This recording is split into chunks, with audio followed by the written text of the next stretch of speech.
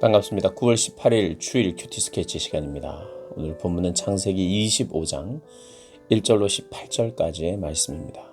오늘 본문은 이렇게 시작합니다. 아브라함이 후처를 맞이하였으니 그의 이름은 구두라라. 그가 시므란과 욕산과 무단과 미디안과 이스박과 수아를 낳고 욕산은 스바와 드단을 낳았으며 드단의 자손은 아수르 족속과 르두시 족속과 르움미 족속이며 미디안의 아들은 에바와 에벨과 하녹과 아비다와 엘다 아인이 다 그두라의 자손이었더라. 네, 오늘 본문은 이제 아브라함의 죽음을 다루는 본문입니다. 아브라함은 향년이 175세까지 살다가 하나님의 품으로 돌아갑니다. 누구나 죽음을 맞이하는데 죽음 직전에는 제대로 먹을 수도 없고 또 제대로 걸을 수도 없고 앉을 수도 없고 오직 누군가를 의지해서만 움직일 수 있는 그런 연약한 사람이 됩니다. 마치 아이들처럼 갓난아이처럼 절대적으로 의존해야만 하는 존재로 다시 돌아가게 되죠. 한없이 연약한 존재로. 아무리 기라성 같은 그런 어떤 시기가 있었고 그런 삶을 살았다 할지라도 그런 자리까지 갑니다. 저 역시도 결국 자녀들의 손에 의해서 눕혀지고 또 일으켜지고 말도 잘 못하겠죠. 아브라함 역시도 죽기 직전의 모습이 그런 모습이 아니었을까 생각을 해봅니다. 그럼에도 불구하고 우리는 아브라함을 믿음의 조상이요 많은 민족의 조상이라고 부릅니다. 그리고 저희들은 보지 못했지만 죽음을 보지 못했지만 아브라함 하면 그의 믿음을 생각하죠. 그의 가장 총명했던 시기, 정말 길이 남을 만한 그 어떤 시기들, 가장 총명했을 때 남겼던 그런 믿음의 행위들, 물론 실수도 있었고 가장 젊었을 때라고 해서 가장 남을 만한 삶을 사는 것은 아니죠.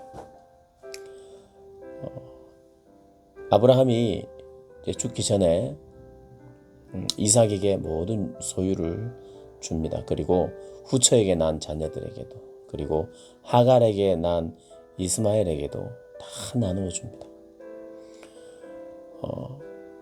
그런데 정말 나누어 주고 정말 남기는 유산은 무엇일까요? 바로 그의 믿음의 삶이죠. 믿음의 삶. 그래서 비록 몸은 절대적으로 누군가를 의지해야 되는 그런 몸을 결국 가지게 되지만 그의 삶 전체를 보았을 때에 하나님을 믿고 따르고 의지했던 그런 시간들, 그런 사건들이 남게 되는 거죠. 많은 사람들은 젊었을 때를 그리워하고 그래서 젊었을 때 사진이라도 더 남겨놓으려고 합니다. 물론 나쁜 거라고 할 수 없어요. 그러나 우리가 정말 생각해야 되는 것이 있다면 결국 그건 막을 수가 없잖아요. 우리가 할 수만 있다면 가장 총명하고 가장 젊을 때 가장 좋은 시기를 살 때 내가 내 힘으로 일어나고 걷고 먹고 잘 말할 수 있을 때 또 혹은 잘 글을 쓸 수 있을 때 그런 아름다운 생각들, 아름다운 그런 믿음의 여정들을 한번 남겨놓는다면 그것이 후대에게 유익하죠. 그게 유산이죠. 믿음을 유산으로 남긴다. 예전에 아브라함 같은 시대에는 남기기 위해서 기록하고 이런 것이 혹 있었을지 모르겠어요. 근데 이 시대는 참 이 영상이란 거, 지금 제가 찍는 이 큐티 스케치도 오랫동안 남지 않겠습니까? 할 수만 있다면 매일매일 하는 것이기 때문에 아주 많은 시간을 또 이 묵상하고 나누는 것에 제가 준비하고 사용할 수는 없지만 그래도 정말 신앙이 더 좋을 때, 더 하나님 할 수만 있다면 하나님과 더 가까이 있을 때, 하나님을 깊이 만날 때 이렇게 남겨놓는 것들이 어떻게 보면 참 귀하고 아름다운 것이 아닐까.